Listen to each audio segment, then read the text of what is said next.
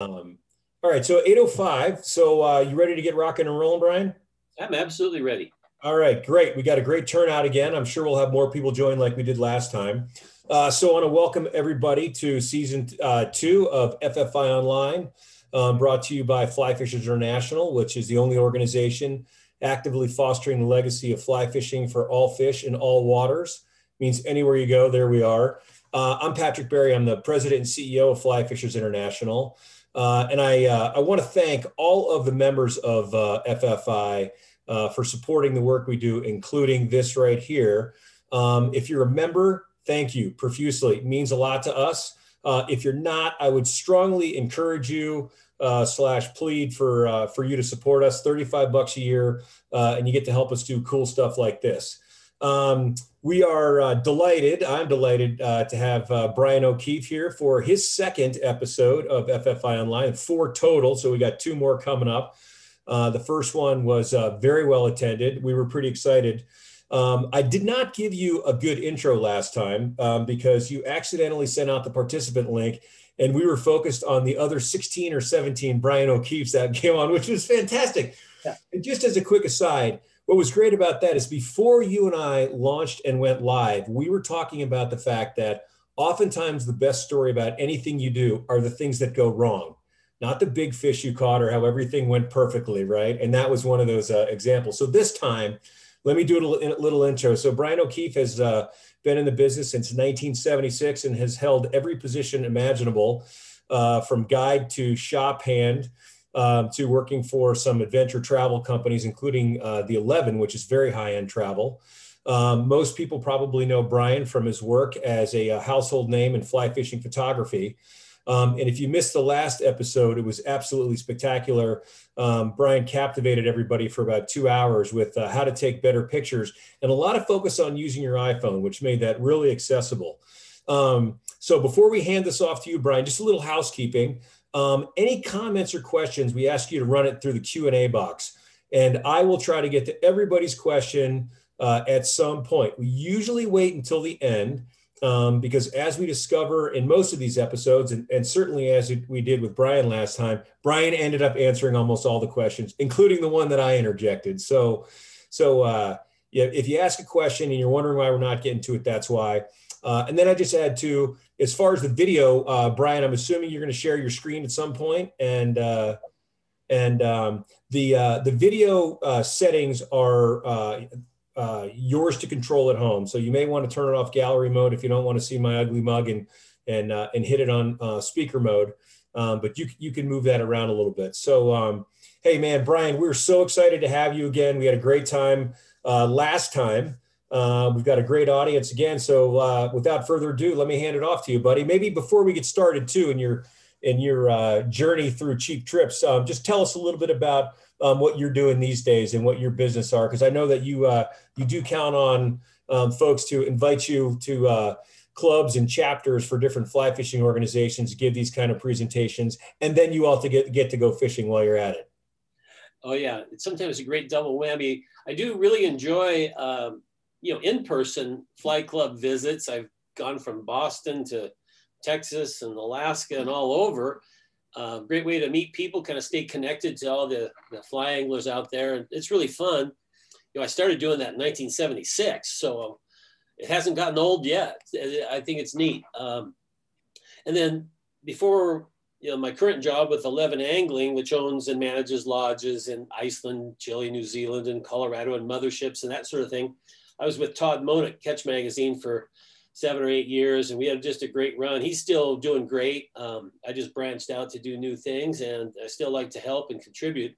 So in the last 15 years or so, it was Catch Magazine, and now 11 Angling, and doing some Zoom Fly Club presentations and fishing a lot. So I've got some balance. There you go. Are you ready for me? Let's hit it, man. Okay. And I saw that question that said, I didn't know that Dan Aykroyd was the chairman of FFI. So yeah, I've been getting that since I was 19 years old, buddy. That's great. All right, here we go. Well, thank you everybody for being here. I can't see you, but glad that you're made it to visit us and comfortable. This shouldn't take too long. And I'm here to basically just familiarize people with ways to get into maybe next level fishing, meaning trips to Alaska, trips to the Bahamas, that sort of thing. There's all sorts of levels and strata in, commercial fishing, outfitters and guides. I personally work for a company that has beautiful lodges with helicopters and jet boats and all the wonderful world-class chefs, and it's a beautiful thing. Well, then there's the other, 80% of the fly fishermen who just like to, get out to their local lakes and stuff, have a boat, have a drift boat, have a raft, and they just fish. Now, if you haven't done any international travel or not very much, and you may want to get your buddies together, friends and family, and do a float in Alaska, it's all very doable. And I don't want to sound like I'm trying to cut anybody out of the whole pie. I think that everywhere you go, there's independent guides, there's small little resorts and hotels that live off of tourism and us visiting. And so it's not just the big lodges that should be our bucket list experience. We can work our way up to it by going to other places that are still in the outdoor industry, the fly fishing industry.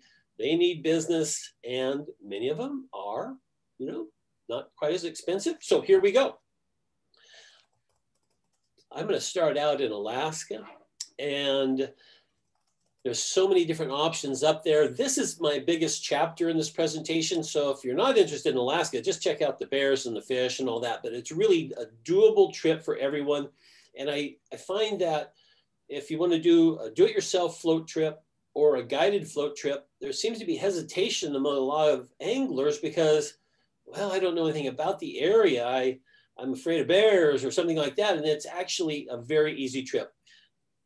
These do-it-yourself and or guided float trips in Alaska are all about a couple things. One is common sense, some rowing experience, and cooperation. So if your team of people on the trip get together, do the cooking, do the washing, everything's about being safe and having a blast. So one little tip is really know the people you're going on this trip with, because a lot of them are minimum 6 days and maximum of 10. And you're kind of, hanging out together all day. So you don't want to bring a stranger in there that might go whack nut on politics or something. So just get to know your folks. My love affair with Alaska started in 1975. Yep, that's me. This picture is great because it gives all the parents and grandparents out there some hope that maybe their kids will turn out all right, because looking at me back then, I looked a lot like Cat Stevens. But, and for the younger people in the audience tonight, Google Cat Stevens, great music, you'll love it. And, but that's how we looked back in 75. I worked for the Forest Service in Alaska. We flew around in a helicopter, and my job was to catch fish, to feed the crew. The other guys did all the work. And then I went to guiding in Alaska. So I went all over the place, worked for a couple different lodges, did the flyouts, all that stuff, really neat. I had a great experience with celebrities like Bob Hope. And then I had on the left, that's Ted Williams, the baseball great. Bottom right is pro golfer Tom Weiskopf. So when you're a kid, 27 to 29 years old, you're hanging out with these legends. It's just a great experience. I tell all my friends that if they've got a son or daughter that might want a little adventure between high school and college or during the summers, call me, because I can get them a job in Alaska. Even if it's just the camp helper, cutting firewood and carrying a luggage, it's still really neat to see this part of the world, get paid to see it, get paid to fish it, and meet pretty cool people.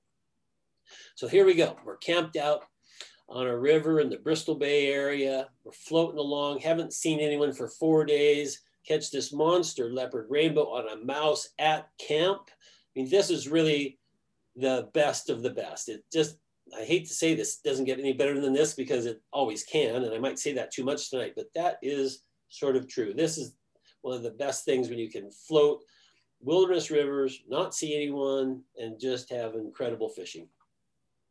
So we're going to kind of break this down. Like, how do we do it? Well, one of the beauties of these trips, and I want everyone to feel fairly confident that if you just have your basic outdoor skills and can camp, you can do these trips. This is 10 p.m. So it's one of the warmest times of the day because the sun's been out for a long, long time. You can see well, it's warm, it doesn't get dark and weird. It's always light all night, and you can fish your brains out.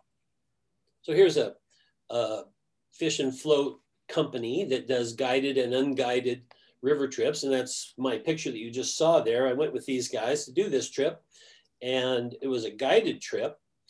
And so here's some of their literature. So a 6-day guided trip is $4,200 to most of the rivers in that area, Bristol Bay, big name, cool rivers.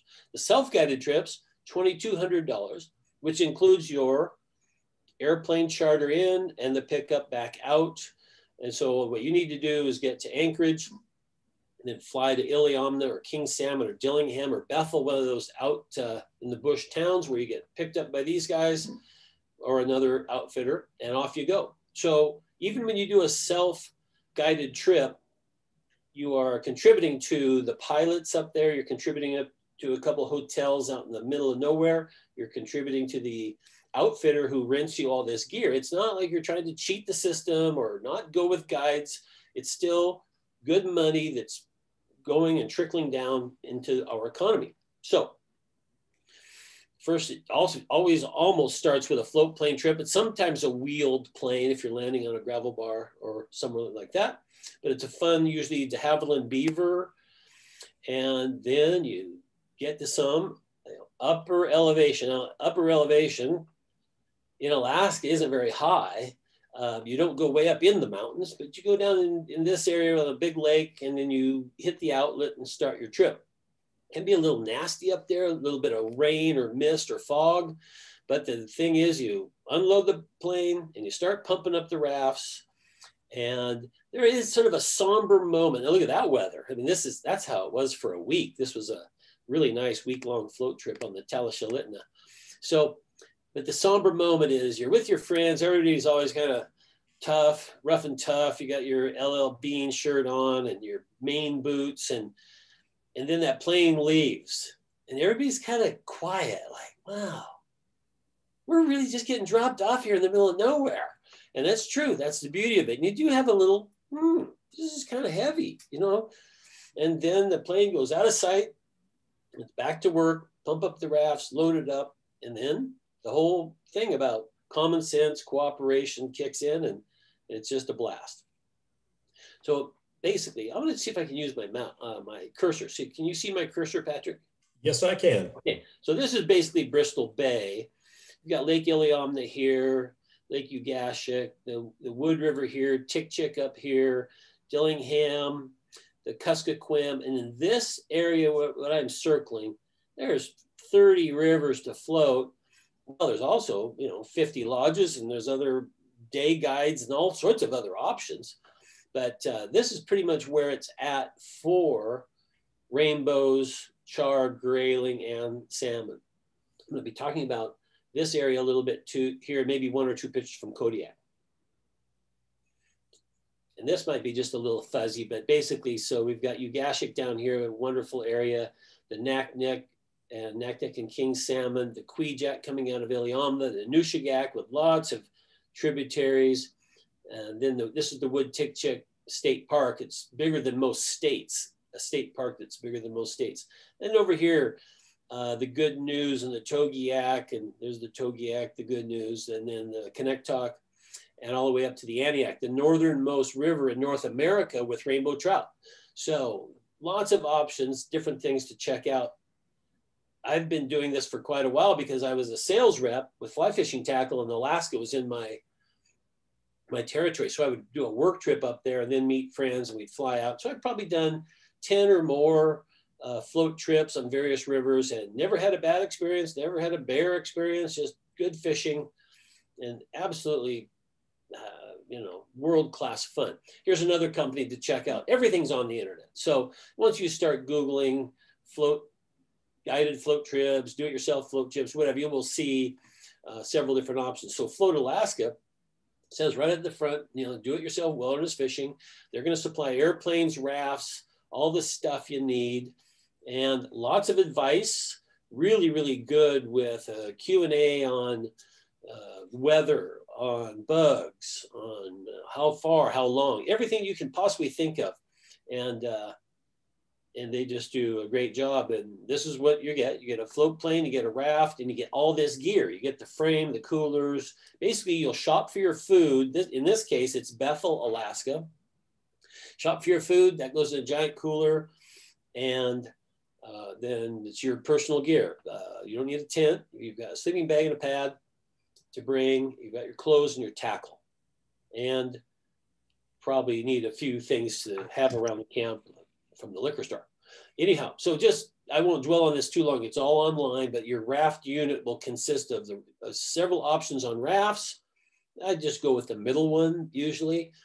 And then the rowing frame, the oars, the coolers, all that. So it's all online. You get everything, including life jackets. And then the kitchen stuff. So you get grills and chairs and pots and pans and the whole mess kit of forks and knives, everything you possibly need. And once you go over this, then you'll throw in a couple things that you might need, corkscrew. And you don't want to be up there without that. Anyway, then the tent category, you get all this stuff. And it keeps, it's $20 a day, 2 people per tent, $10 a day. I mean, it's really a cheap deal. And so you're looking at usually, $2,200 to $2,600 for a week or even more to float yourself per person. And, by the standards of international fishing, that's pretty darn reasonable. And you get these nice, this is sort of that gazebo tent, bug proof. So you always have someplace to get out of the bugs. And I'm not going to sugarcoat it. There's mosquitoes, and then there's a little bug called a white sox, more of a bit like a big biting gnat.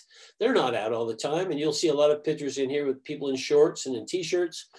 But then on a sort of a humid morning or humid evening, yeah, the mosquitoes will come out. It's fact of life, but you got a screened in gazebo thing for cooking, for putting your waders on, for drying out stuff if it is rainy. And that's just a fantastic thing. So you got the rafts pumped up. You're on the beach. You're ready to go. You load it up. Got your fly box. You're rigging up.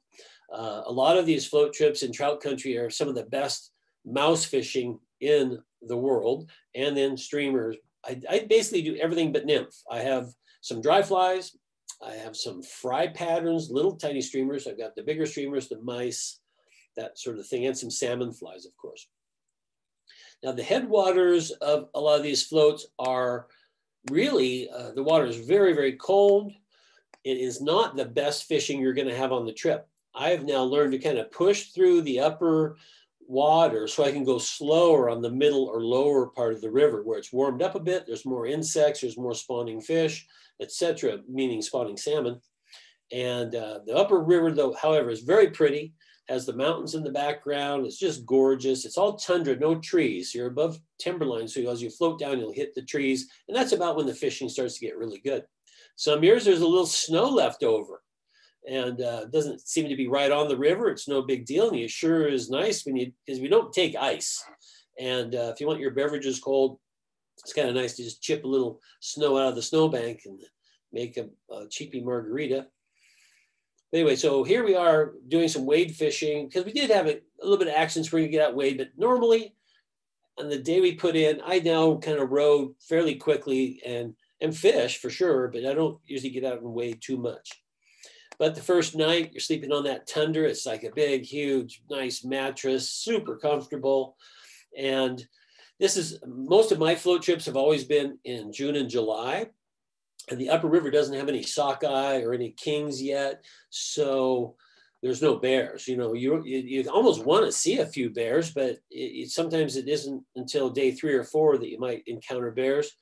You don't want too many, but I wouldn't do this river or many others in August or September. It's just loaded with bears. However, now in the first part of the trip, there'll be some lake trout that sometimes drop back out of the lakes you started in and get in some of the pools, and they're there to eat and intercept the little baby salmon fry and even bigger 1 or 2 year old smolts. And that's their thing. So on a streamer smolt pattern, you often catch lake trout at the beginning, but they love that cold, cold water, almost sterile water. There's a little fry pattern on a lake trout. So that's a salmon fry. That is a sockeye. It's almost all eyeball, little silver sides and a clear tail. Super easy to imitate. And it's the main thing. There's going to be billions of these moving through the system, moving down and in their life cycle of becoming a smolt and then on out to the estuary and the ocean. But this is in the early season before there's eggs and before there's flesh and before much of any bug life. This is, well, I should explain, opening day is, to me, is sort of the middle of June. That's early. And then late June is really good fry season. It's also good mouse season. So anyway, swinging a fry pattern on a 6-weight, lighter leader, a good finesse fly to cast on a big streamer or a mouse. You swing it like a steelhead fly, give it a few little twitches. So you have big surface takes, tight line strikes. It's really fun. These are baby Chinook. And this was from a landed rainbow, and he kind of burped up all these baby salmon that he's been eating. And so obviously, you know, you look at your fly, you look at the salmon, you go, man, I've got it dialed. And that's what's happening for the early part of the season. And there's a great little marabou tail, olive back, big eye, fry pattern on I usually always fish these on a loop knot, so they just swim just a little bit more realistic. In the sloughs and some of the backwaters, there's pike, which are a blast. And you can sometimes just, you know, have a rod rigged up with a wire leader and a big streamer or a big popper or a mouse and be able to do a quick change, boom, boom. I should say that on float trips, rafts, number one thing you should do every day is just really try not to break a rod. They're going to be around. There's going to be some extra rods. They're always vulnerable. So be cognizant, careful. That's the common sense thing. 2 big fat char. They've been eating a lot of little salmon fry. And there's a typical Arctic char from almost every river up there. And of course, Arctic grayling on a mouse. They're mouse eaters. There are even new mouse patterns that are smaller, just for grayling, so they have a little small mouth like a whitefish. So, but the great fins and spots and, you know, iconic fish of Alaska. And I wouldn't want a steady diet of grayling for a week, but I definitely take a 4-weight so I can throw dry flies. And even when you're mousing, you'll catch them by accident. But a 4-weight dry fly fishing in clear water and watching the fish come up to take the fly, it's a beautiful thing. Mouse fishing just can't be beat. It's still one of the best fly fishing takes and most fun things you can do. This is the Connect Talk. It's quite well known, quite popular. And if we do the Connect Talk, we try to work with our outfitter who flies us in to be the first ones down so that no one else has fished the river. And the consequence of doing that is that sometimes you'll come to trees across the river or a log jam. So we always take a bow saw and cover the blade, of course, and keep that in the raft so we can cut trees on our way out, just in case that happens, and it does. But beautiful upper river, lots of wonderful trout fishing in the mid-river on back channels and tributary streams. And in the lower river, amazing, great king salmon fishing, where you will see other anglers, lodge traffic, locals, and things like that. But you have 7 days of all to yourself and 1 day of seeing people. So this is one of our guided trips. The guide's on the oars, all our gear is in there. It's 2 people, 1 boat, which keeps the cost down. It's nice and just fun, pounding the banks with the mouse. Really cool. These little tributary streams coming in always have fish, just like anywhere else. Here's one trip we did on the Antioch River, and it's about a 10-day float. We shortened it by only going up about 3/4 of the way because we were supposed to get dropped off in Antioch Lake, but on the 4th of July, it was still frozen. So we arranged a jet boat to take us up. I had FedExed a couple pontoon boats to Antioch, and they were actually there when we got there. And then, of course, on a pontoon boat, you can see on the right-hand side, there's one of those tough boxes. So a lot of your gear has to fit in there, and maybe a little bit extra in a dry bag, but pack light, eat a lot of salmon. And in fact, the ultimate is not catching a salmon like that, which is a nice, 14, 15 pounder, but trying to catch a little jack Chinook of about 2 or 3 pounds. And then you can have it for dinner, and there's no waste. It's not really contributing much to the spawn, and it doesn't attract bears, because having a bigger fish around, you don't want to have the smell on your hands. If you touch your oars or your pontoon, the bear will smell that. It'll just bite it. It'll bite your oar, it'll bite your pontoon, and then you've got a situation. But here's a gorgeous stream, Bristol Bay area, not fished very often because there's a set of rapids on it, and that keeps the lodges from doing any jet boating. And down low, it braids out to so many islands. You can't rent a jet boat up, and there's this middle stretch you can have all to yourself, and just great big rainbows on mice, on streamers, and there's a lot of dry fly action on this creek. But it just looks, if that doesn't look appealing to a fly angler, I don't know what does. Again, another little tributary coming in. That'd be a great place to swing a little tiny fry pattern, because there's going to be probably some sockeye that went up there to spawn. Those little babies are going to come out, and they're going to get hammered by grayling, char, and rainbows. And of course, these log jams are world famous for the mouse fishing. Throw it in, twitch it, make little sound effects, and then kaboom, they hit, run under the logs. And this one, you see the splash in the distance. It's screaming for those logs. It probably broke off, but really exciting, fun fishing. There's a bear track on the left and a wolf track on the right. And you definitely probably will see a few bears, but in the early season, they're up in the hills eating berries. Wolf are very hard to see. If they hear any squeaking noises from your oarlocks or anything, they usually run. And more often, you'll see moose and caribou and fox. Now, bears are a factor.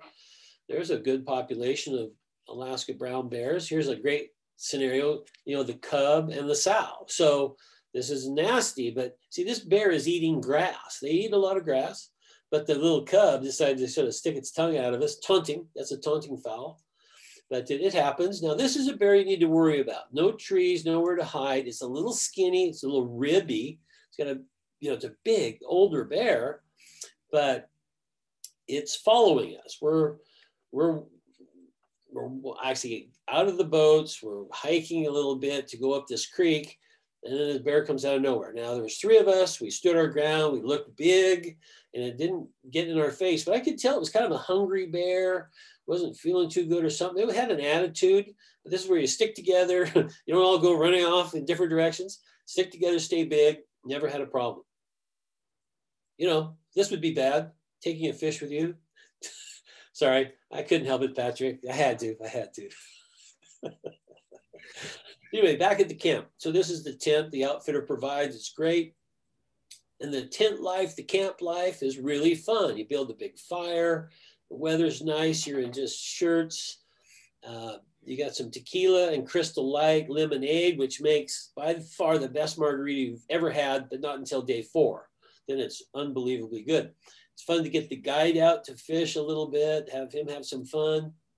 But the cooking, we've got some sushi happening. We've got some quesadillas. We've got some caribou stroganoff. This is living large. It's fun. You don't starve. We don't use, freeze-dried meals, even though there are some now that are very, very good. But we try to eat well. Then we got a raft. We can carry the stuff. So here's a little start of a collection of rainbow photos, because, we all like to catch kings, and sockeye, to a degree, kind of fun. Grayling and char, really neat. She, fish, and pike, they're great. The rainbows, for me, are kind of why I go to all this trouble. So here's a collection of just some beautiful rainbow trout. They're so pretty. There's no hatchery fish in Alaska. These are native fish, and on mice, on streamers, on dry flies. This is a parachute Adams, because there was a nice little mayfly hatch, and humpies for grayling. And look at all the caddis. This is on a moose skull and antler that I found in the river and drug out. It was just covered in caddis. I'm like, wow, this is really neat. Naturally, through that stretch of the river, the caddis were thick. We had good dry fly fishing. And it's just a different thing to do. You might catch bigger fish on a mouse or a streamer, but just having some fun dry line, dry fly fishing is hard to beat. You're going to encounter some salmon. It's going to be sockeye, chum, pinks / humpies, silvers or chinook, kings, and chumps. Did I leave them all out? Did I leave any of them out? I don't know. So you probably take a nine weight for your general salmon fishing, because chum are really strong. I don't fish for pink salmon / humpies very often, but I do love a chrome king, which are just great. So a 9 or 10 for the kings is nice. You can go pretty safely with one reel, one line, a medium fast sinking tip, and some 16-pound fluorocarbon, a variety of colorful flies, and you'll be good to go. Okay, here's a guided trip with some buddies, and we took 3 boats, and this was an outfitter, and we started on a small tributary, and it was right off the bat great rainbow fishing, and we had rainbows for about 3 days, which includes grayling and char. Then in the middle part of the river, we actually found bigger rainbows, meaning 24 inches. And then we hit the first salmon, the first chinook. There'd been a few sockeye around, but then we started getting into kings, and then it was kings and rainbows. This is the best combination. So a guided, outfitted trip where they provide everything. You just show up with your raincoat and your rod. You know, more organized camp, really awesome equipment, really knowledgeable, good people. Now look on the far left. You see all the rods over there standing up? The first rule of float trip fishing is hit the beach and then look for a big stick that will be able to be propped up and make a rod rack. Then you can get all the rods safely on one side. We're all out of the action and they're all up and down. No rods laying flat, no rods in the boat.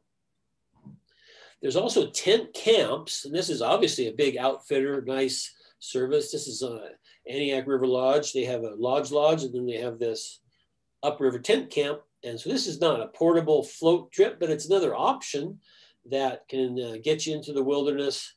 And it's obviously located in a great place, primarily a really good mousing and rainbow area.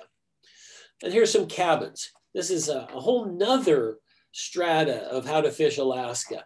And there's hundreds of cabins that are part of the Forest Service and Department of Recreation. So here's, Forest Service upper left. You can scroll around. Now I picked Annan Lake Cabin because I've been there. I didn't stay in the cabin. I was actually on a live-aboard boat. We were cruising around looking for steelhead streams in this area near Wrangell, Alaska, which Wrangell is a really beautiful town southeast, almost to Canada. Beautiful coastal town, and it's steelhead. There's 4 steelhead in that picture, and there's a little falls upriver from the cabin. The steelhead settle in this area, and then they jump the falls and move on up. So that's March and April. These cabins are very, very nice. Here's the Annan River and steelhead. They're outfitted with a lot of stuff. You need to bring a sleeping bag and a pad, usually, and your food. A lot of these cabins are only accessible by float plane, so you charter out, which is only maybe a 10 or 15-minute flight, and or be taken out by a little shuttle service by boat. And you're in the boonies, but you're dry, you're bear proof, and so just start checking them out. They range from about $50 to $80 a day, super cheap. Some of them take 8 people. I would never want to go up there with 8 people, but I go up there with 2 to 4. And have just a great experience. So look at how nice that is, beautiful. A lot of them are on salt water, so they're accessible by boat or plane. And they're just really neat. Take some research, but all of this takes research. You gotta dig down. My theory is, first of all, pick a fish. It could be leopard rainbows in Alaska. It could be snook. It could be tarpon. It could be permit bonefish. Pick a fish. Then find out places they live, and one will obviously kind of really pique your interest. You'll go, oh, God, I'd really like to try that.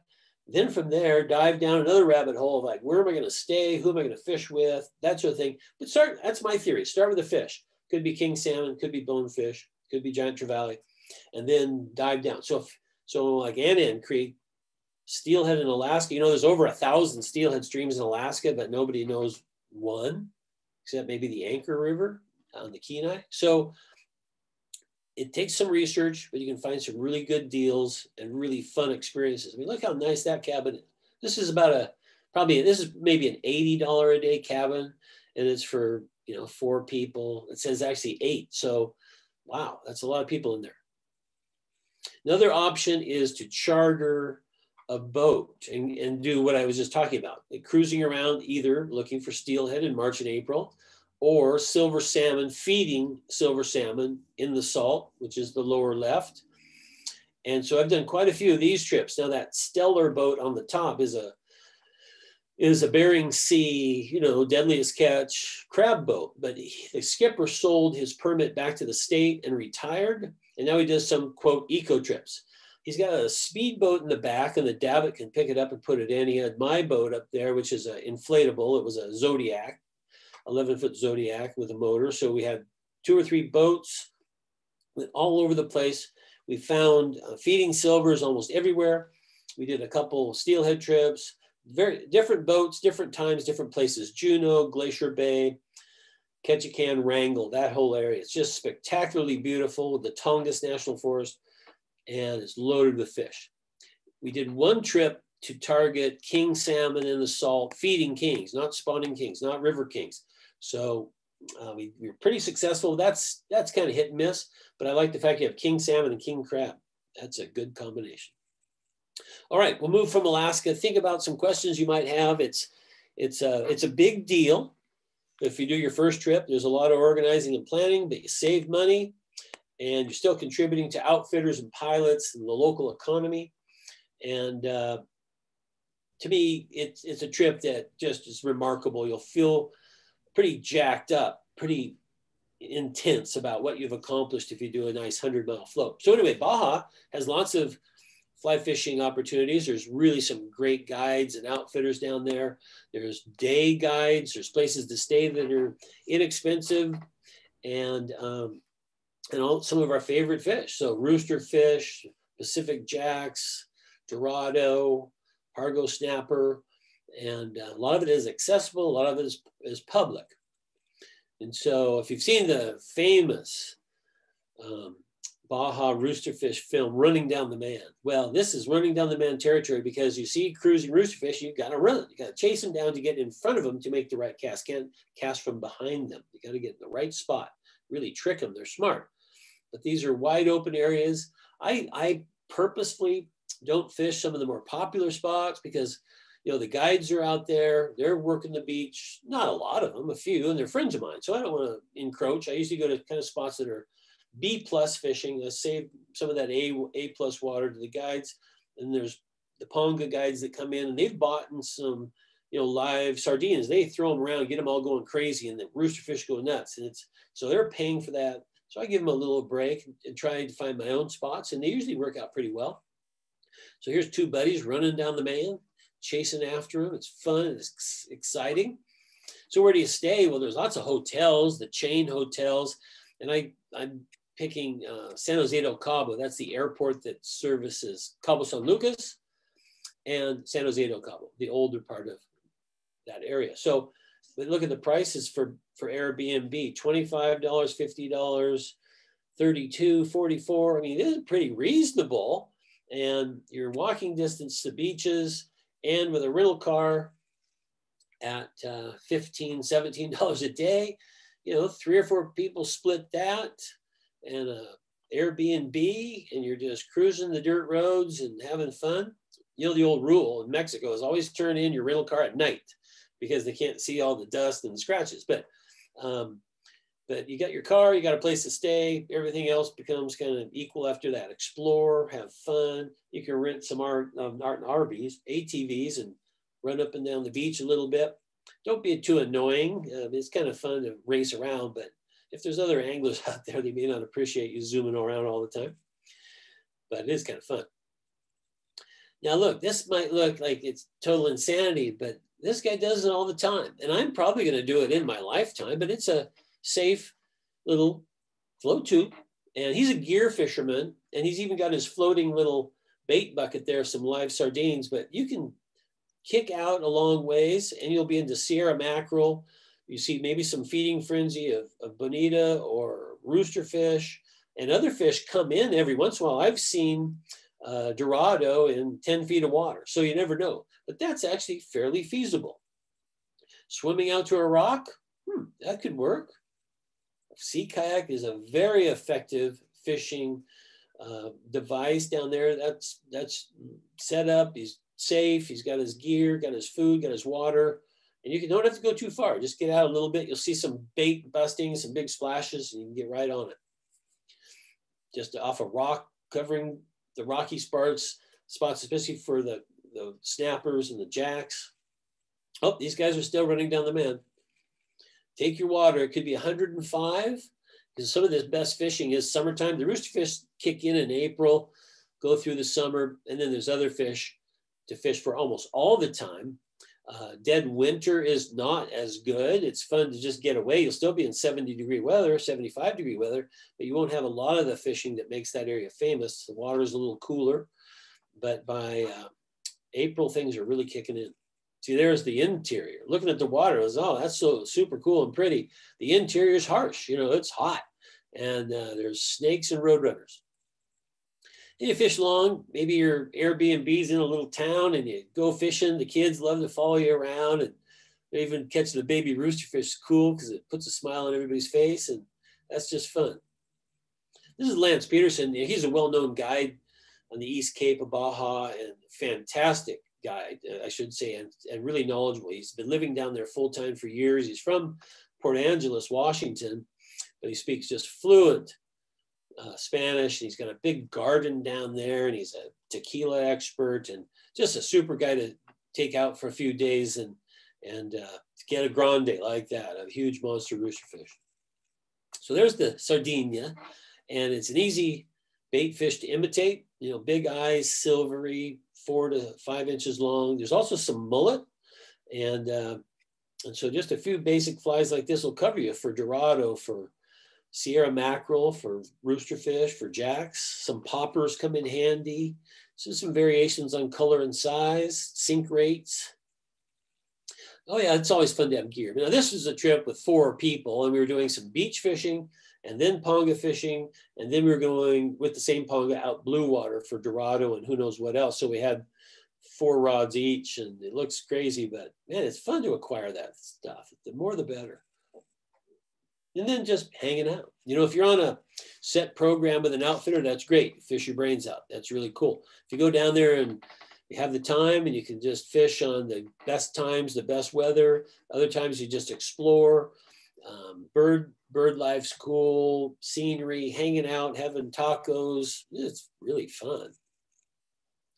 Oh yeah, guacamole, pico de gallo, bougainvillea, just fun stuff. Anyway, working down into Central America, here's Airbnb just as an example. You know, Colombia has some fantastic fishing on both on the Atlantic side and the Pacific side. The Pacific side has roosterfish and really good tuna fishing. You would need an outfitter guide to go for the tuna, but roosterfish patrol the beach. And then on the Pacific side, you have some tarpon. But Panama's got wonderful fishing. Again, both sides of the ocean, both oceans, $29 for a villa on the water, $13 in Colombia. There's little surf camps in the southern part on the Pacific side in Colombia, and they cater to kind of beach bum surfers, but you get a nice little cabin and a community kitchen and showers, and it's $20 a day. So lots of exploring to do out there for the adventurous. So here's in Colorado, in a nice fishing town. In the bottom right-hand picture, that sort of dark shot shows a river flowing through there, a little town. And where rivers come into the ocean, you'll have snook, and any big rock formations will have the dog snapper, big, huge Cubera snapper up to 60 pounds. And then, of course, offshore, you have everything from sailfish, marlin, beautiful Dorado, that sort of thing. So in this little fishing town, you can get a $28 a night house. Let's go. I mean, how cold is it in Vermont, Patrick? Looks good. Way too cold, man. Let's go to Costa Rica. Yeah, you'd melt. But anyway, there you are, $28, living large. Yeah, some islands off the coast of Costa Rica, roosterfish, snapper, really fun. Just swimming, snorkeling. The bird life is unbelievable. Turtles, yeah, it's just a good place to be, especially if you can do it for $28 and split it with a few friends. Here's some big snapper, great for the grill. Okay, we'll shift gears here to flats fishing. I know a lot of people probably pretty interested in this, like how do you do it where it isn't so super expensive? Well, let me backtrack a little bit. Whatever, super expensive, this is all relative. If you're driving to work, you can get there in a $1,000 car, you get there in a $100,000 car. They both work the same, basically, to get you to work. In flats fishing, being there is first and foremost paramount experience of the beauty, the water, the weather, and all that. The fishing's great. Yeah, and there is, if you go to a nice lodge, you're going to have world-class, unbelievable food, fantastic equipment, boats, motors, that sort of thing. You'll have unbelievable guides. All right, well, let's work our way up the food chain to that. If we're going to introduce ourselves to flats fishing or go to places where there aren't lodges or guides, which is very common in the Bahamas and other places, yeah, you got to find these little places that have A, the fish you want to catch, and B, a place to stay, food, and that sort of thing. And some infrastructure, either a rental car or a bike to get around. Well, here's Long Island on the left and Abaco on the right, bed and breakfast, little hotels. And this happens to be Winter Haven Inn. A couple of my friends have that, and they have a pool. So this would be a good place to go with a family trip where you have half maybe non-anglers, half anglers, and there's other things to do. There's beautiful beaches, there's hiking, there's just scenery galore, hanging out, having fun. So that's pretty nice on a full moon. You got the hot tub and the swimming pool, the water, crashing waves, just great stuff. And then, well, let's go fishing. So this is on Long Island. I usually get a rental car and I always bring a cooler and I pack clothes and stuff in the cooler and tape it all up. And then when I get down there, unload it. And then we can put ice in it and beverages and lunch, and we can go all day. And you end up walking a lot. You park and you walk, you explore, you cross channels. Sometimes you practically swim, but you just see some beautiful, beautiful stuff. And you'll find fish, find bones, small, medium, and almost pretty large, but I've never seen super large ones there. But, 6-pounder is pretty darn big. And here's a great double. I'm casting without a tarpon leader on my bonefish rod. And my friend Bob gets a bonefish. I get a fish jumping. It's a little tarpon. I land it, doesn't chew through my leader. So a great double on a unguided day. So here's my normal deal is I probably wear more long sleeve shirts now than when this was taken, but Polaroid glasses, of course. I use a medium size fanny pack. I don't need a giant one. I don't need a backpack. I can put in a little snacks, 2 water bottles, flies tippet. It's pretty minimal. You got your pockets in your shirt, flats, booties, and away you go. Park the car, and then look at that view in the background, just flats and nobody around. That's pretty cool. And I always try to catch a few food fish for the grill. If I'm staying at a hotel that has a little restaurant, I give a few snapper to the chef, or we cook them up at an Airbnb on a barbecue, and that's really fun. It's hard to beat. Probably my favorite item to take on these trips is a suction cup, fly rod holder, not a magnet one because some of those cars are just all fiberglass and stuff. And it doesn't stick, but a suction cup will work on every car. Then you got this in this particular spot, baby tarpon rod and bonefish rod. Now they're both 8 weights and the line's the same, but you need a different leader, a different fly. And sometimes you'll be driving along and you'll see something, or you park at a creek mouth where it hits the ocean and boom, there's 6 tarpon. Not big, they're going to be 8 to maybe 15 pounds. But who doesn't want to catch one of those? And so you just need your rod ready to go. You don't have time to change leaders and that sort of thing. So 8 weights for everything, basically. And we always take a guided trip or two. On most islands, there's some day guides, and they've got the nice flats boats. They're experts poling, getting you in the right spot, the right tide. And then I've gone to some out islands where there aren't really, like a top pro guide. The guy might just have a funny little boat and a stick, but that's good enough. You just have to get out there, get on the flats if you can't reach them by car. But we still like to hire guides 2 or 3 days out of a week and just expand our horizons. You know, baby tarpon right off a road, that's pretty fun. Fishing after dinner, that's fun. And when I look around, I always go out and like on a low tide, and I start walking around looking for bonefish feeding holes where they've been puffing in the sand and getting things out of there, but they leave these holes so easy to identify. Well, on the incoming tide, bonefish are real creatures of habit. Now you've marked a spot that's going to be pretty good to come back on the incoming high tide and meet them, cut them off at the pass. You'll find lagoons on a lot of islands in the Bahamas, and some of them are sort of man-made or man-enhanced to make salt ponds back in the old days. And then a lot of those were converted to, some of them even grew redfish for food, and some of them grew shrimp.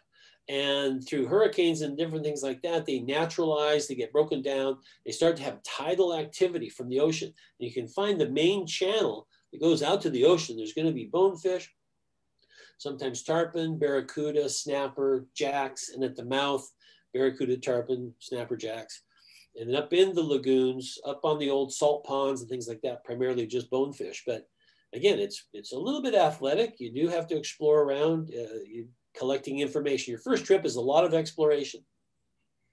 Hey, knowing that you're hitting a bunch of different locations, we did have one question that seems a little relevant for now. Maybe you'll get to it, but just curious, when you're out there, what your favorite type of flats fishing is when it's a do-it-yourself trip. Oh, well, that's pretty easy. I'll go back. Oh, no, let me just use this one. Okay, well, that's kind of pretty. Well, these clean sand flats with some patches of turtle grass, some access to deeper water, and fairly large, that will almost always have bonefish.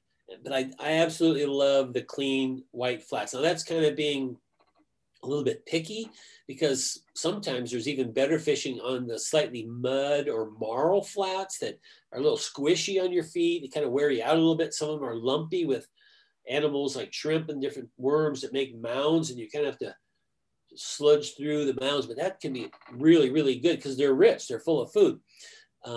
So if I'm just into numbers or bigger fish, I'm probably going to fish muddy or marl flats. They're a little harder to walk on, but for just an exquisite experience, the beautiful colors, it's a flat like that. And this was a family trip. My mom was on that trip. She's in the picture, my niece, my brother.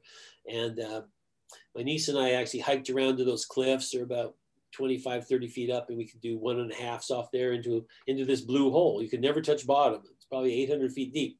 So answer the question. Yeah, I love the beautiful white flats, the ones you see in Southwest Andros, lots of other islands.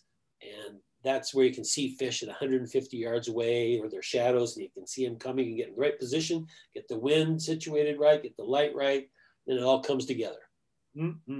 Love it. When you're on your own, again, I say there's nothing wrong with going to a beautiful lodge and having the fantastic appetizers and conch salad and Calic beers and all that. But when you're on your own, you're kind of wandering around and exploring, and you meet local people, and she can tell you about how many hurricanes have flooded the Goat Pond Bar, and it's underwater, and how they have to rebuild stuff. And it's just really neat to kind of hang out with the locals and do that.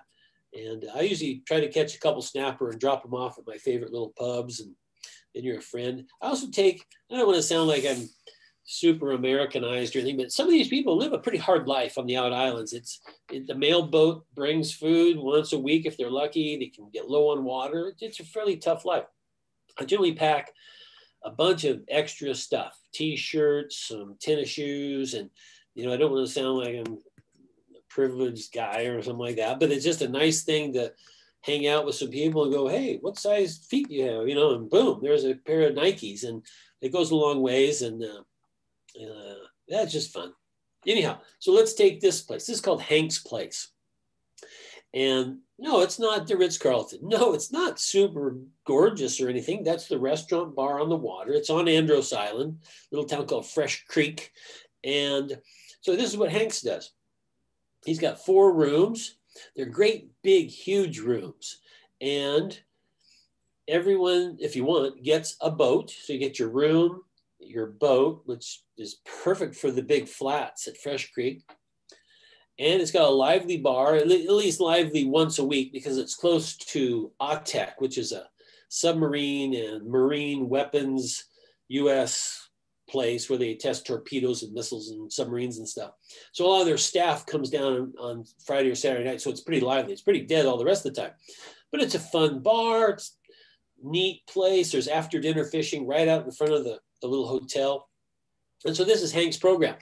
So he's got 4 rooms. And if you do the full package, where you get 7 nights, the boat, and all your meals for $1,105. So now, Patrick, how can you beat that? I mean, that's unbelievable. Unbelievable. I'm telling you, man, the wheels have been spinning since you started in Alaska. And time for a trip, man. Yeah, as someone who has been here, I would offer one little tip. And I would say go online and buy a little prop, for a 20-horse motor. You can ask them what motors are on the boats and which ones you like the best. Probably the Whaler or the Carolina Skiff. And then just buy a prop for $50 and take it with you. And, it's just a cotter key, pull it off, the bolt, put it back on in 5 minutes, and you got a brand new prop. So you go faster, and you're going to ding it once or twice. So then just leave it. And because the prop that you get might be pretty beat up. And anyway, it's kind of a nice thing just to upgrade their equipment a little bit and have a better experience. But anyway, $1,100 for a week with a boat. I like it. Okay, I picked this island at random. I've only been to San Salvador once. It's not a known hot spot, but look at those lagoons on the interior of the island. A couple of them have obvious channels out to the ocean. And there's going to be good fishing in there. Most of those lagoons, some of them only get water from storms and hurricanes, but that blows in bonefish, it blows in barracuda, and they thrive in there. There's a lot of freshwater shrimp, there's flamingos. It's really neat. So here we have little San Salvador Island, where you can get around the island on a bike, all the lagoons, gorgeous beaches, and here's the Airbnb prices. There's one at this beautiful point on the south end. It's $105 a day. There's a $75. There's a $1,450. Let's see what the $1,450. What do you get for $1,450 a day? Well, it's a villa. It's pretty nice. It's got a great location. I've seen it, and it's big. It's 8 people. So when you break it all down, it's still not super expensive, but 8 people is a lot. It's kind of a herding cat situation, in my opinion. But here's the $105 one. It doesn't really show the house. It's a nice little house. Actually, a very nice little house on the beach, on the white sand beach. They're so spectacular. And now look in the lower right hand and look way back on the island. You see the lagoons in there? Those are the ones I showed you just a minute ago. And you can ride a bike that far or get a rental car, zoom around. But there's obviously, like beaches, sounded like a shot went off. But I mean, if you like beaches and snorkeling and hanging out and just being in beautiful weather, this is another option for a family trip, a couple's trip, that sort of thing. When kids love places like this, you just play all day, goof off, and have fun. And as an angler, well, you go up to the lagoons, you fish the beaches, and have a good time. So there you go, 105 for. For a couple, it's pretty cheap. For a family, it's cheap. For 2 or 3 or 4 fishing friends, it's, what is that, $25 a day? Wow, not bad. I threw in CAULKER because it's in Belize, obviously, and I started going there in the 80s. It was just a little tiny thatched hut town, and there was lots of good do-it-yourself fishing for bonefish.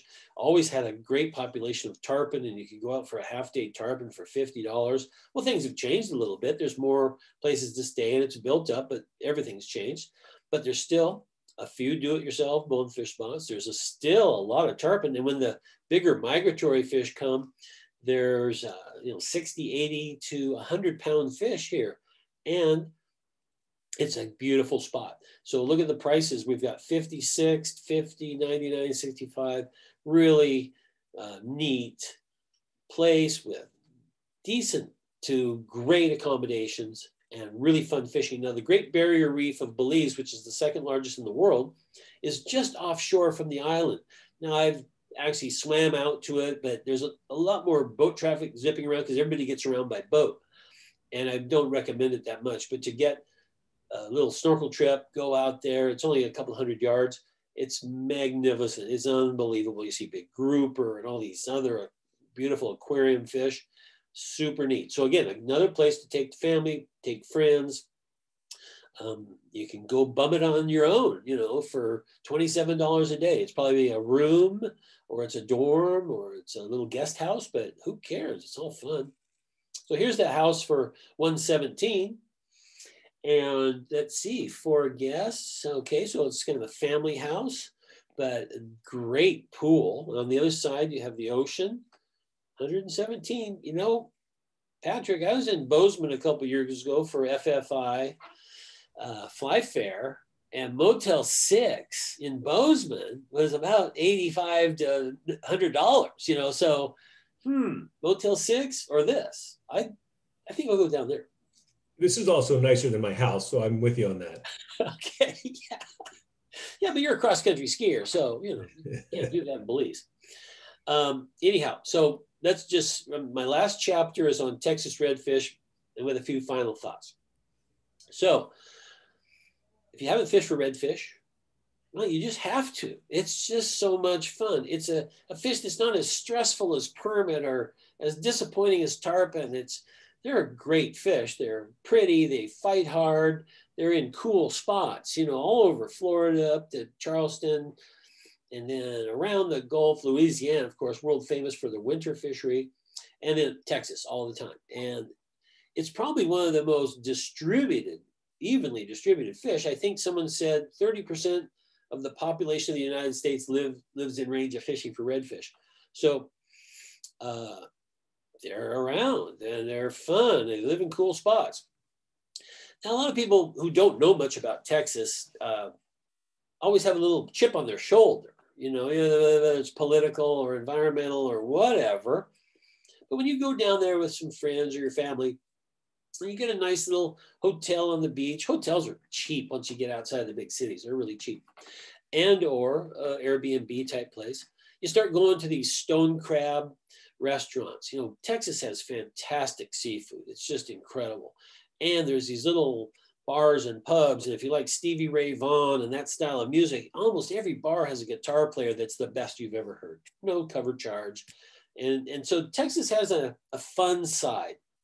And I hope we have a person from Texas here tonight, because I don't know if I could live there, because I'm a Pacific Northwesterner, so I'm kind of here. But I sure like fishing down there. Great guides. It's inexpensive. And you can just get your rental car in the Houston airport, have them put a rack on the roof if it doesn't already come with one. And then you can rent kayaks and canoes and do your own thing. There's published canoe and kayak trails that you pull off in a little parking area, and there's a big sign, and it has a map on the sign of where you go, and you kayak for a whole day up in these estuaries, and there are oyster bars, tailing redfish, incredibly cool wildlife, especially in the winter and spring, and wildlife, mostly bird life, and good fishing. It's just fun. It's cheap. And it's adventuresome. At night after dinner, we fish the piers, the docks that are lit for sea trout, for redfish. You'll sometimes see a tarpon. The state record tarpon is over 200 pounds. So there's some big fish down there. Lots of variety, really fun stuff. More, again, like redfish is less intense than permit and tarpon. It's fun, goofy fishing. You don't have to take it too serious. But man, you can have some great barbecue.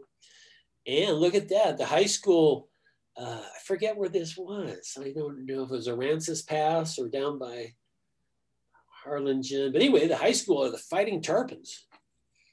Just getting into We have some Texans that are actually watching tonight. I looked through the viewer list, so maybe they'll know where the Fighting Tarpons call home. Yeah, I'd like a sweatshirt from there. But anyway, this is just fun. When I was a guide in Alaska, we had people from all over the country, sometimes all over the world. Our favorite anglers were from Texas. They came off with their big hats on, their Levi's, and they just wanted to have fun. I remember a guy said, I've seen an eagle and a bear today. I'm good. Wow, well, let's go catch some rainbows anyway. But easy to please, fun. I have to like that. Well, look at that. There's a big beer cooler. There's a restaurant in Rockport where they come up with a huge, steamer boiling pot, and they dump it in your table covered in paper, and it's crab and shrimp and oysters and clams and all kinds of things, corn on the cob. And man, that is just fun. You get a hammer, you just bash on your food. It's great. So here's my rental car. That's my friend Jeff. And we get this rental car from Houston. We load up and go. And there's places literally just on the side of the road to fish. And look at this, your car isn't very expensive. It's easy to do. And here's just untold miles of shoreline. Not the biggest redfish you're ever going to see in the world, but they're super fun. I mean, they're still super sporty, and it's just still that challenge. But we always like to go out with our guide, Rick Hartman, and great boat, super knowledgeable, funny, and then just nonstop action. So this is in like South Padre, that area of the intercoastal, and from Brownsville, Harlingen, Corpus Christi on up to Aransas Pass, Rockport, all the way, Houston to Galveston, so great fishing all along the coast. So when you see that Valentine's Day redfish, you're welcome. That's just a classic. Now look at this 100-year-old historic house. And I mean, this house is nice. Like I almost feel like I'm too dirty to go in there. I mean, it's so super beautiful. $66 a night, 4 blocks from the water. Meet your guide or get in your car and go do your own thing. Just beautiful.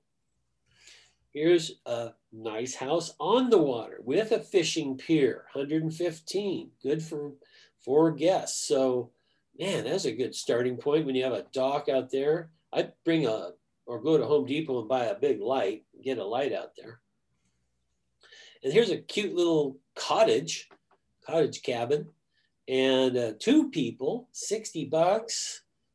This is cool. This is fun. This is just about, I'm trying to explain sort of like elevating our home water fishing and our desire and passion with fly fishing to go to the next level of trying Texas redfish. You can do the same thing in Florida and in Charleston and all over the place. We can do it for rainbow trout, cutthroat trout, steelhead, bass, anywhere we want to go. We just have to pick the fish, find out where we want to mix that experience with where we want to stay and see and explore, and then how am I going to do it? Whether it's going to be Airbnb, hotel, or lodge, guided, unguided, that sort of thing. It all trickles down. You can just design it any way you want. Well, that's it. That was my closing thought. And there's my email. Now, I don't have time. I work because I fish a lot. I mean, work. I fish a lot. I work a lot. And I don't really have time to design your trip. But I can help with a few little tidbits of information. But I just want everyone to know DIY stands for do it yourself. But I will help a little tiny bit if it's crucial. But most of your information is on the internet. It's from your friends, your fellow Fly Club members. And anyway, I just hope this sort of lit a small fire to get creative post-COVID. Let's get out. Let's fish our brains out. Let's go to really cool spots, catch big fish, and have fun with our friends and family. Thank you, Patrick. I love it. All right. So you got time for a few questions here. Go for it. So I want to say, as always, lots of nice accolades for a great presentation. First, I got to tip my hat to John McMinn. Actually wrote in, and I don't know if he's from Texas or just fired up the Google machine to point out that the Fighting Tarpons are from Port Isabel, Texas High School. Oh, there we go. Port Isabel. That sound about right to you? Yeah, and they do have tarpon there. There you go. Kim Sears, more of a question for me, asked if there are Fly Fishers International discounts for airlines.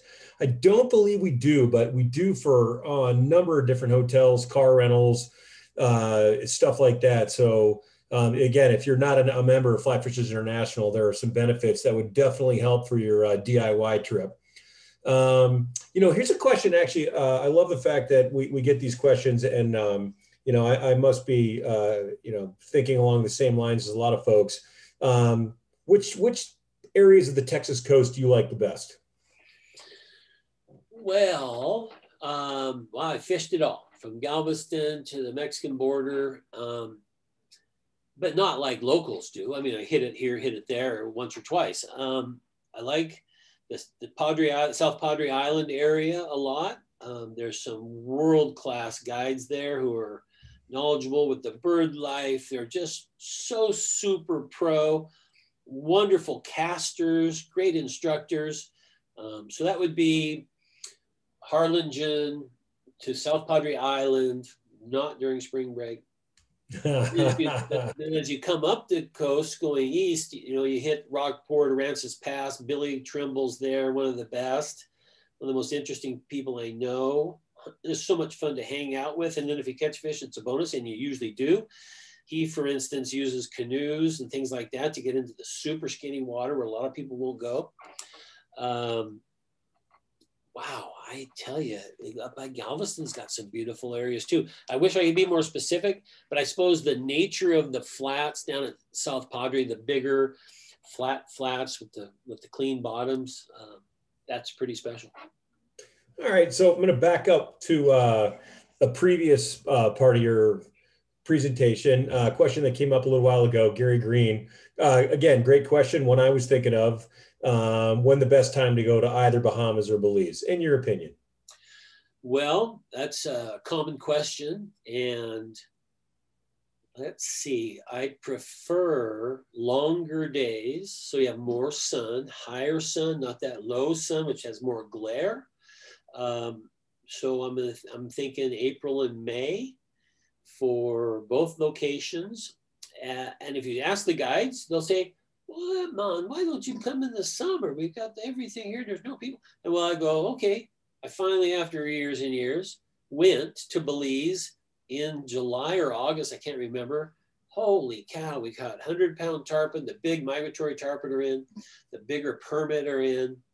And it was great. But my favorite time usually for weather and before my local fishing with Gary Green kicks in, I want to be, if I move towards March, that's the windiest month in Belize.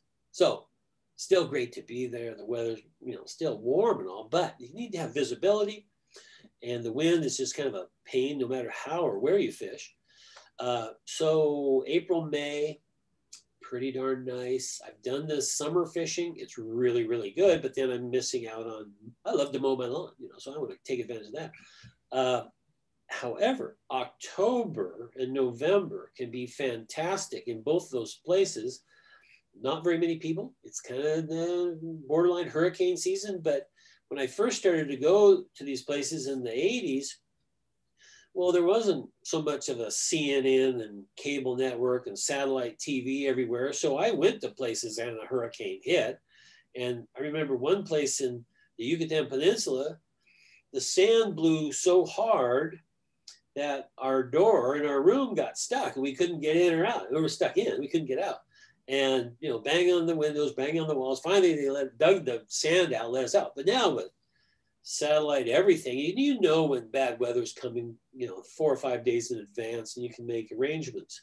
But that fall fishing in the Bahamas and Belize can be very, very nice.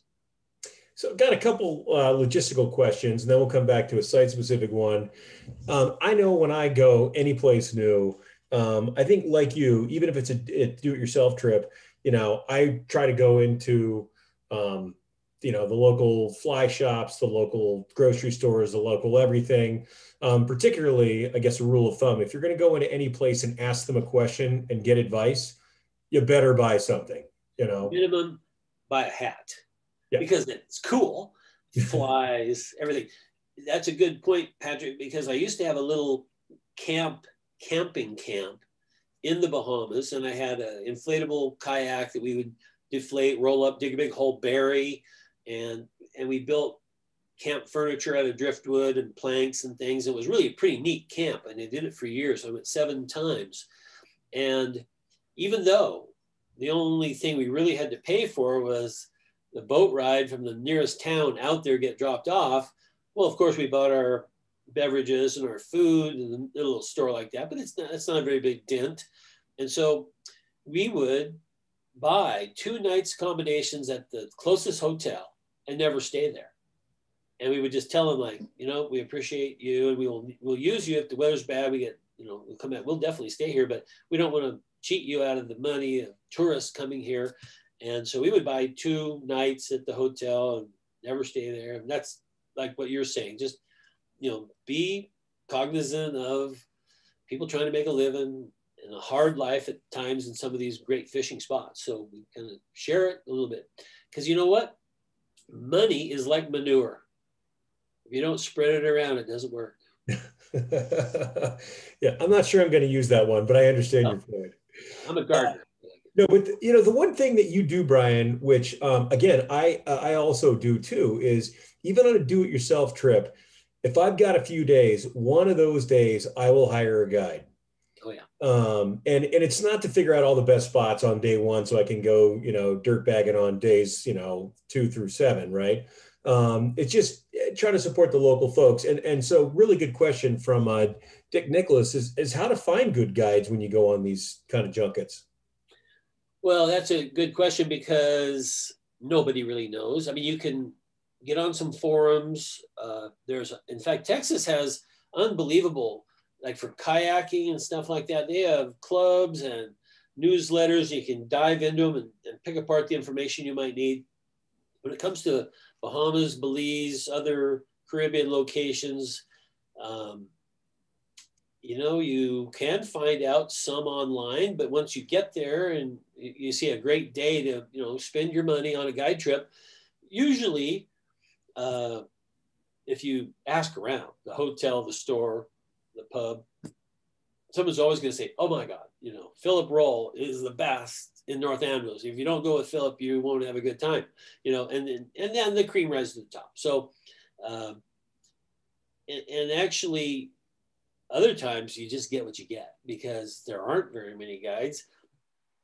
Great Inagua, Bahamas, Mayaguana, Bahamas, parts of Acklands and this sort of thing. There's a few lodges there now, but some places don't have much, and you're going to get a guy with a boat. So they know where, you know, it's illegal to net bonefish and that sort of thing, but they know where they live, and they may not know fly fishing super well, but sometimes all you need to know is how to get there, and Sure.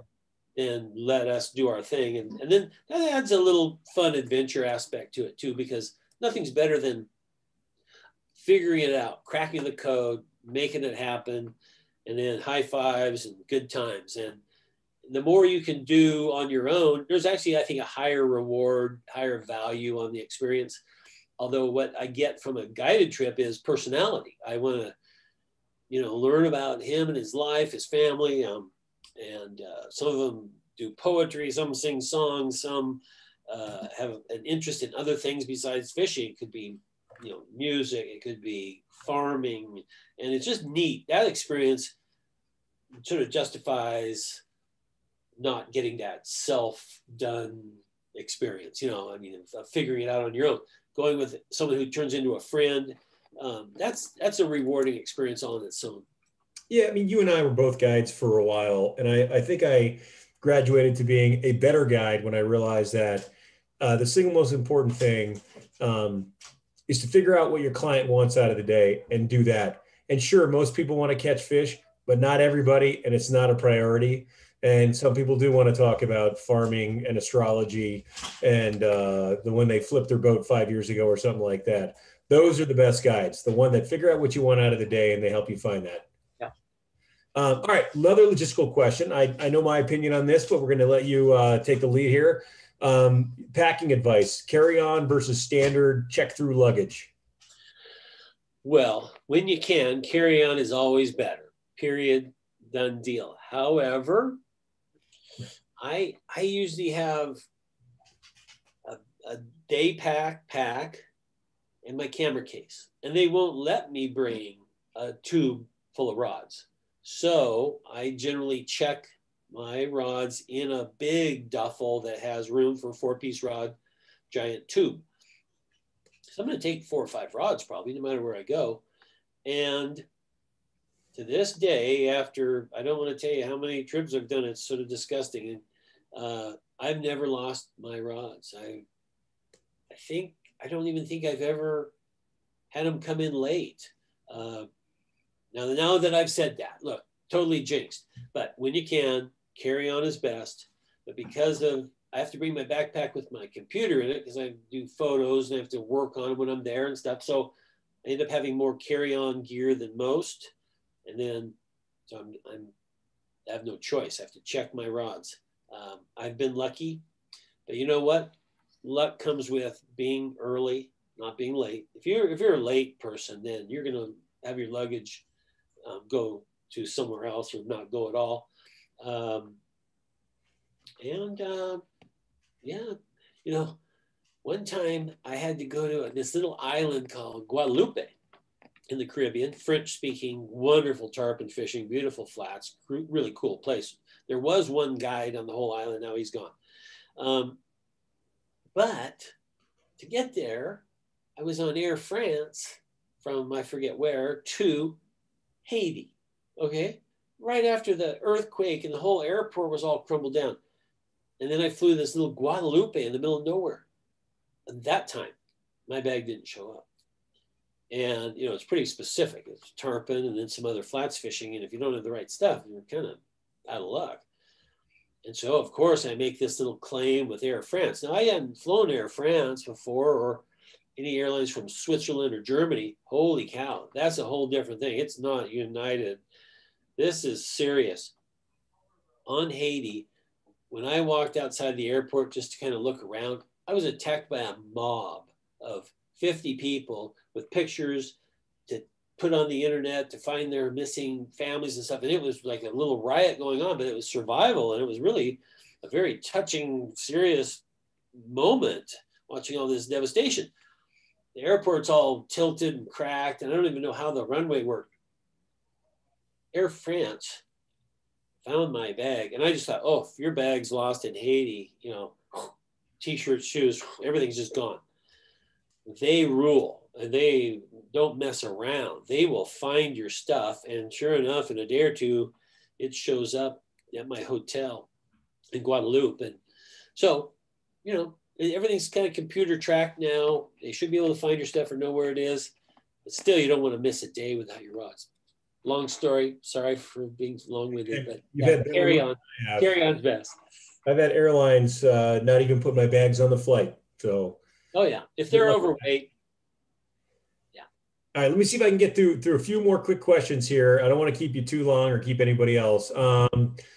Let's see. Any do-it-yourself trips for fishing for coastal steelhead in Southeast Alaska? No, there's only not Southeast.